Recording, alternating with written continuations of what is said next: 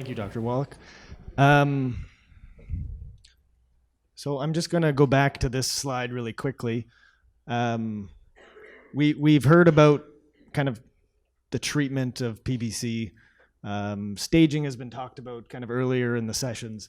And so this last pillar of treatment really is managing the symptoms, which is really separate from managing the disease process, because with the symptoms, they really are what we hear from the patients a lot. And with all the questions that I've heard so far this morning, we've heard about fatigue, we've heard about Perititis, joint problems, osteoporosis, and all of these things are very crucial in regards to the treatment of PBC. And sometimes we do lose touch of that, I feel, and we think more of the liver when there's a whole amount of problems that go around the liver. So what I'm going to be focusing on is Perititis, or the itch. And unfortunately, I won't be discussing too much regarding fatigue or the other issues. I only have 10 minutes. So I just mentioned a few of the extrahepatic or non-liver symptoms here, and I'll be focusing on Perititis. When I say Perititis, that just means itch. So this is a good diagram. I felt that maybe I couldn't find a female, unfortunately, but this is how I feel it would feel. I can't relate as much as this diagram can show it. So the itch in PBC is quite a common symptom. It's been cited to be anywhere from in 20 to 70% of patients. It may be a little less common now just because we are diagnosing it quite early. The itch is described as local or diffuse. It's very variable, and every patient has a different experience with their itch. The common themes I notice is it involves mainly the limbs a lot of times, the palms and the soles. It seems to be worse at night, but it can be constant. And some patients get it intermittently where it comes and goes. It's very difficult to say it's exactly like this. It can be worse with pressure, with certain clothing, especially like wool. It can be worse in the heat, and it can be made worse by other factors that cause itch that aren't related to liver disease, like dryness and things like that. With chronic itching, I like to make the point that liver disease and PBC aren't the only causes of itching. And so if you have associated skin rashes with the itching, it's probably not the liver disease. There are a certain few number of rashes, however, that can be associated with scratching. And you can get things like lichen simplex chronicus, which we can mistake as a rash and say this is all a dermatologic cause of itch. Or you can get things like this, prurigo nodularis, which can also just be from scratching a lot. And sometimes it can take people down the wrong route. You'd end up seeing or getting a whole bunch of creams or steroids or something. The problem with itching is how I describe it to my patients. It can become this vicious cycle. Itching leads to lack of sleep. That leads to fatigue. And that can lead to more itching because of fatigue. And the less sleep you have, the more the itch can be worse. Also, excoriation just means all that scratching can cause lesions on your skin, which can also make the itching worse. And so you can get into this vicious cycle where you really can't stop it without doing some sort of intervention. And all this kind of leads to this QOL, which is quality of life. And so all of these problems really diminish a patient's quality of life. Obeticholic acid, well, I didn't fix that slide, unfortunately, but obeticholic acid is one of these new add-on therapies that we've heard about already and multiple times, and some of you are taking it. With therapy for PBC, there can be side effects, and some of the side effects of obeticholic acid can include worsening of that itch. It can also worsen the fatigue. And so it's very important that patients know about these medications, because sometimes if you take a medication and you feel the symptoms are getting worse, you can have that feeling like you're actually getting worse and not better, which is not always the case. And by knowing what can happen, you can kind of get in front of it and treat this itching before it even begins. Unfortunately, the fatigue is a bit more difficult. So it's very important that all of the PBC patients become their own advocate. Doctors don't take as much time as they should with their patients a lot of times. And we may not ask about these symptoms like itch or fatigue. And so it needs to be brought up. And I do want you to realize there are treatments for this problem. It's been surprising. I've had patients with PBC who've had itching and their disease for 10, 15 years, and sometimes they come to me and I'll ask them if they have itching and they say yes. And the reason they don't bring it up is they feel there are no treatments. And they don't really know about the medications that are available. So a few tips in regards to the itch. There are some kind of lifestyle measures that you can take that may help.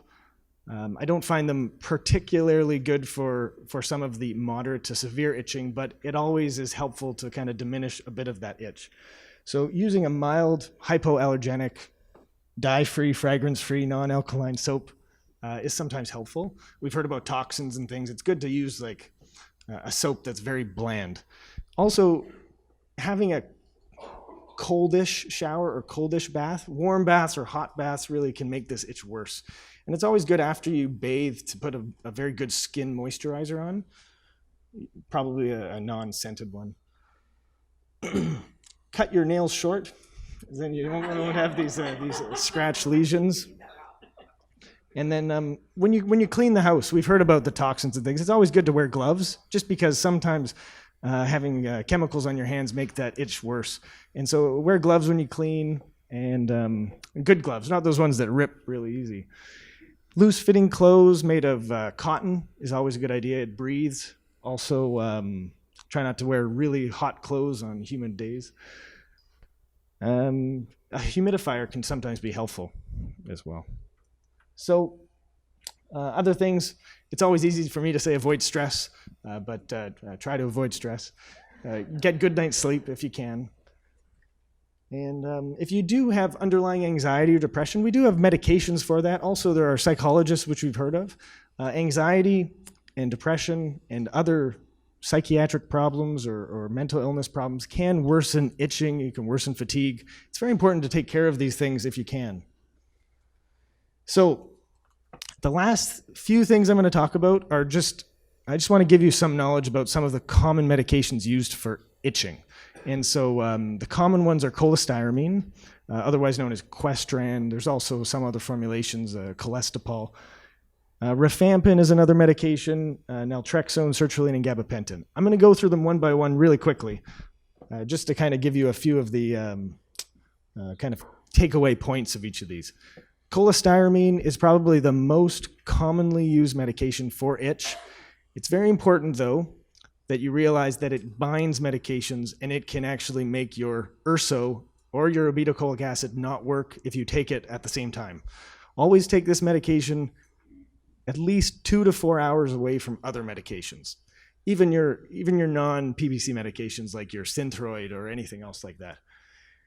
It can worsen constipation, so know that if you have constipation issues.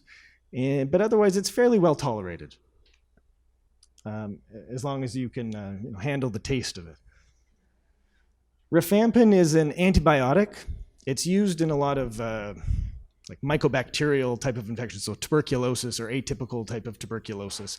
And it's used quite commonly. It works very well. It takes only about 4 days to work in regards to getting rid of that itch. There's just a couple issues with it. Most patients, I'm not sure if they know or not, but it can cause all your bodily fluids to turn this orangey red color. And so sometimes if the doctor forgets to tell you about that, it can be quite alarming when you're crying blood. So and it's always good to remember it stains. So if you wear contact lenses, it can stain things, it can stain your clothes, and it also turns your urine orange and red in your sweat. So it's not harmful. It's just good to know that when you're taking it. But there's a few other side effects with it. I don't use it too commonly, just because when I kind of go through these things, a lot of patients, say maybe I'll try something different. But if you do have very severe itch, it can work quite well. Naltrexone is interesting. It's not covered in Nova Scotia unless you have to kind of get special coverage, but it's a medication used for opioid disorders. So it binds kind of the opioid receptors, and it's helpful for patients outside of PBC if you're taking like morphine and trying to stay off of it. But opioid receptors are involved with this itch pathway in PBC, and so naltrexone has been quite helpful in taking care of the itch. It works quite quickly as well. Unfortunately, it can, when you first take it, cause a bit of an opioid withdrawal, even if you're not on opioid medications. And so you will get a bit of a stomach upset and kind of that cold sweat feeling. But that only lasts for 1 or 2 days. If, a lot of patients these days can have fatty liver disease, which we've heard about a little bit already. And naltrexone is helpful in patients with fatty liver disease because there are some weight loss medications with naltrexone in them that can be helpful for that. And it's also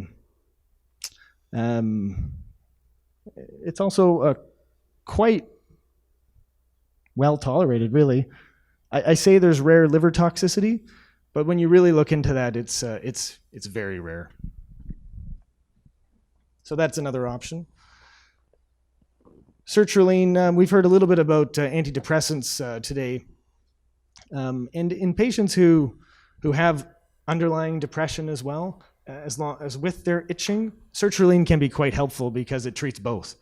Sertraline's well tolerated. It can cause a bit of weight gain, and if you are taking sertraline, never stop it cold turkey because you will feel like crap if you do that. And the only other issue with sertraline is it can take up to 4 to 6 weeks to actually have an effect in regards to the itching. And the last drug I'm going to talk about is gabapentin. Gabapentin is very well tolerated in patients with liver disease and advanced liver disease. If patients have issues with pain, it can be helpful for that. It also has a bit of a sedating effect, and so taking it at bedtime can help with insomnia. If you take it too much, it can cause a bit of drowsiness during the day. Restless leg syndrome can be quite prominent in patients with liver disease or even iron deficiency anemia, and it's helpful for that as well. And the other thing I didn't mention up there is if patients have postmenopausal symptoms such as hot flashes, gabapentin can be quite helpful too.